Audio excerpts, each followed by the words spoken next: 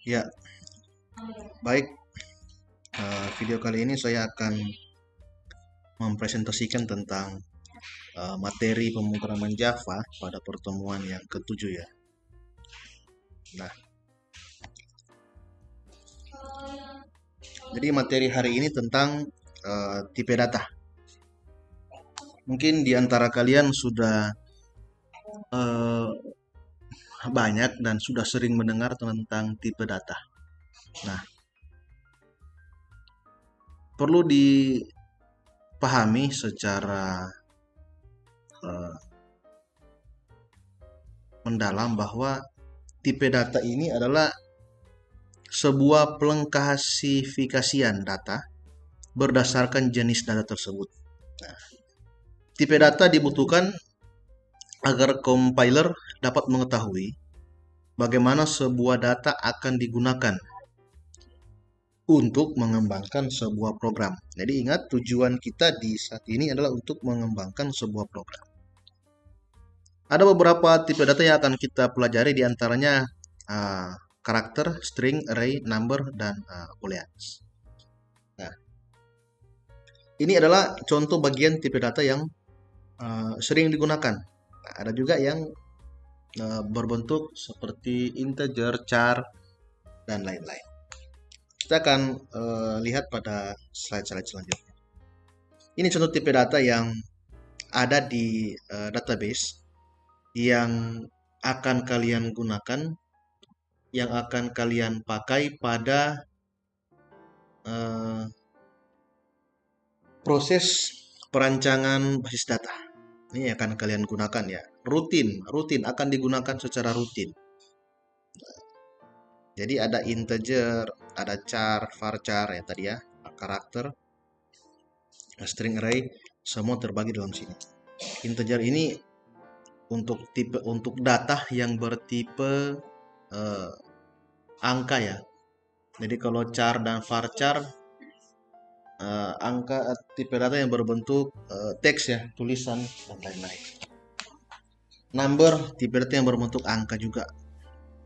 Desimal tipe data untuk menerima data yang berbentuk desimal, ada angka komanya ya. Date adalah tipe data untuk menyimpan data yang berbentuk tanggal. Kalau tanggal kita tahu kan format tanggal. Nah, tanggal 02 strip 03 bulan Maret kan berarti strip tahun 2021. Nah, itu format tipe data. Time juga format tipe data yang berbeda dengan date. Dia ada angka 05.250, berarti jam 5 lewat 50 menit. Nah, itu ya. Jadi tipe data date, time, decimal number ini, varchar, text ini dibuat berbeda-beda ya karena proses inputan model data yang akan ditampung di dalamnya ini berbeda-beda juga. Nah, seperti itu ya. Di Java, pada pembelajaran Java, di sini dia langsung menampilkan tipe data. Jadi lihat ya, ada perbedaan antara coding pembelajaran, pemrograman pembelajaran dan pemrograman yang sudah diimplementasikan pada sistem. Nah, di sini kita lihat bahwa ada tulisan byte, value 1. Nah, tampilkan nilai dari byte. Ini adalah tipe data. Terus pertanyaannya, kenapa tipe datanya kok ditulis di coding di sini? Ya, karena kita hanya ingin menghitung nilai yang statis. Jadi tipe datanya sudah kita tuliskan di sini. Hanya akan menghitung nilai yang statis. Statis itu artinya nilai yang baku, yang tidak bisa dirubah-rubah di saat aplikasi sudah jadi. Nah, pasangan dari statis ini namanya dinamis. Dinamis ini adalah nilai yang masih bisa dirubah-rubah kapan saja walaupun aplikasi sudah dikompil. Aplikasi sudah dikompil, sudah di running menjadi satu fungsi yang baik, akhirnya dikompil dan datanya menjadi nilai yang dinamis. Nah, berbicara soal statis dinamis ada di slide selanjutnya ini. Sekarang kapan tipe data digunakan? Tipe data digunakan dalam proses perancangan basis data, di mana basis data tersebut akan menampung data dengan berbagai macam karakter. Nah, sekarang loh kok di sini ada tipe data yang ditulis di codingnya. Ini saya bilang tadi karena dia pada coding ini menghitung nilai yang statis. Nilai yang statis ya. Tapi kalau yang di sini dia menghitung nilai yang dinamis. Artinya datanya bisa dihitung datanya yang ditampilkan dari database. Nah, berbicara soal database, kita sudah berbicara soal mengelola data yang dinamis. Bisa ditambah, dihapus, diupdate, ditampilkan. Nah, itulah fungsi data yang dinamis. Nah, semacam itulah kalau mendengar data dinamis, nah semacam itu. Kalau ada yang mendengar data statis ya adalah nilai yang paten. Nah, jadi seperti itu. Oke, lanjut. Dalam ilmu komputer dan pemrograman komputer, tipe data ialah klasifikasi data yang mengenalkan kompilator atau penerjemah sebagaimana programmer bermaksud untuk menggunakan data. Sebagian besar bahasa pemrograman yang mendukung tipe data data dasar akan bilangan integer. Bilangan titik mengambang karakter dan boolean. Sebuah tipe data menyediakan sekumpulan nilai ekspresi, yaitu variabel, yang dapat mengambil nilai tertentu. Tipe data ini mendefinisikan operasi yang akan dilakukan pada data. Maksud dari data dan jurusan nilai dari tipe tersebut dapat disimpan. Ini definisinya begitu kompleks dan detail ya. Kenapa saya bilang itu? Karena di sini dijelaskan bahwa dalam ilmu komputer atau dalam pemrograman komputer, tipe data ini ialah klasifikasi yang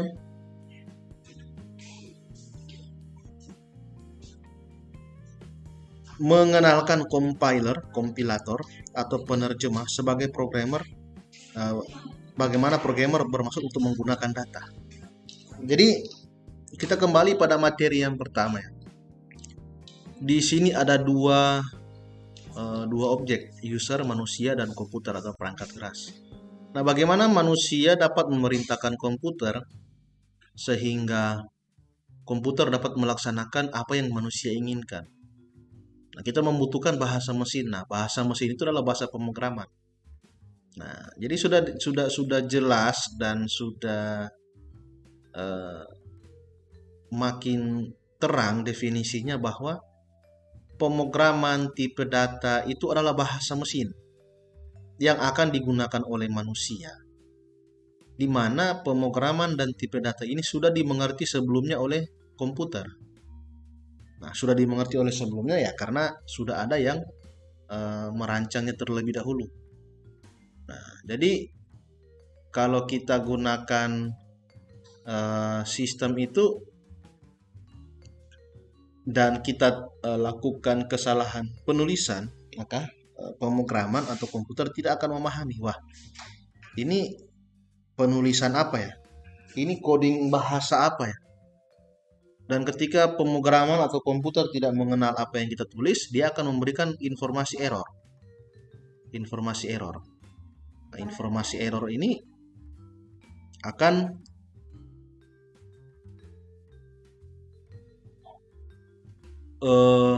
memberikan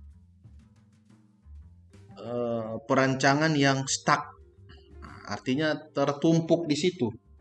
Karena dia tidak bisa melanjutkan penulisan, dia tidak bisa melanjutkan compiler program jika terdapat penulisan yang salah yang tidak bisa dipahami oleh komputer dan bahasa pemrograman. Nah, jadi tipe data dan struktur penulisan bahasa pemrograman itu sudah bernilai paten ya pada komputer ya. Sudah bernilai paten, sudah dikenal oleh komputer dan bahasa pemrograman untuk dilakukan proses-proses yang jelas dan detail.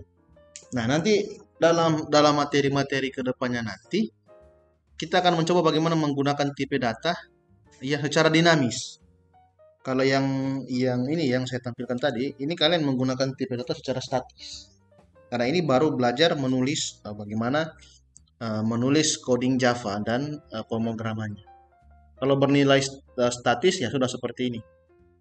Kita akan menampilkan angka 2. Berarti logikanya angka 2 itu adalah angka 1, tipe data angka 1 ditambah dengan tipe data angka yang angka A dan angka B. Angka A dan B bernilai 1 dan 1. Hasilnya adalah 2. Nah, sekarang kalau program sudah dikompil, sudah dijalankan, apakah kita bisa merubah sistem, merubah angka 2 tersebut berubah jadi angka lain? Tidak bisa, karena statis.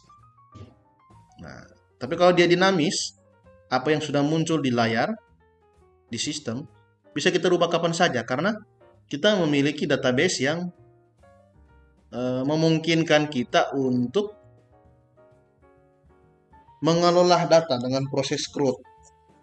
Nah, nanti kalau ada yang nanti kontrak mata kuliah pemrograman web, itu detail sekali saya jelaskan tentang CRUD, create, read, update, dan delete data. Nah, jadi harus ada sinkronisasi antara penulisan coding dengan tipe data yang ada di dalam database. Nah, kalau di database kita sudah membuat tipe data integer, di coding juga kita harus menggunakan konsep pemanggilan data integer. Nah, seperti itu ya. Kalau kita sudah menggunakan date, di coding juga kita harus menggunakan penampilan data untuk menampilkan tanggal. Di database kita sudah menyediakan tipe data time, di coding juga kita harus menampilkan data yang menggunakan program untuk menampilkan data time ya. Jadi harus cocok, harus sama, harus cocok. Ya. Apa yang lebih dulu dikerjakan di dalam penyusunan program? Yang harus dikerjakan dalam penyusunan program adalah perancangan basis data. Nah, yang di dalamnya ada tipe data. Dan saat pengkodingan, penggunaan basis data harus diperhatikan dengan saudara. Itu saya bilang tadi kan, bahwa penggunaan basis data ini harus digunakan pada proses perancangan database. Karena kita akan tujuan kita akan membuat sistem yang dinamis, data yang dinamis. Makanya untuk membuat data yang dinamis harus dibuat dari database terlebih dahulu. Nah, database dirancang terlebih dahulu, baru proses perancangan atau pengkodingan. Kira-kira seperti itu. Jika ada yang ingin bertanya tentang pertanyaan ini, silakan tulis di kolom komentar. Nanti saya akan jawab di situ biar yang lain juga bisa membaca. Terima kasih.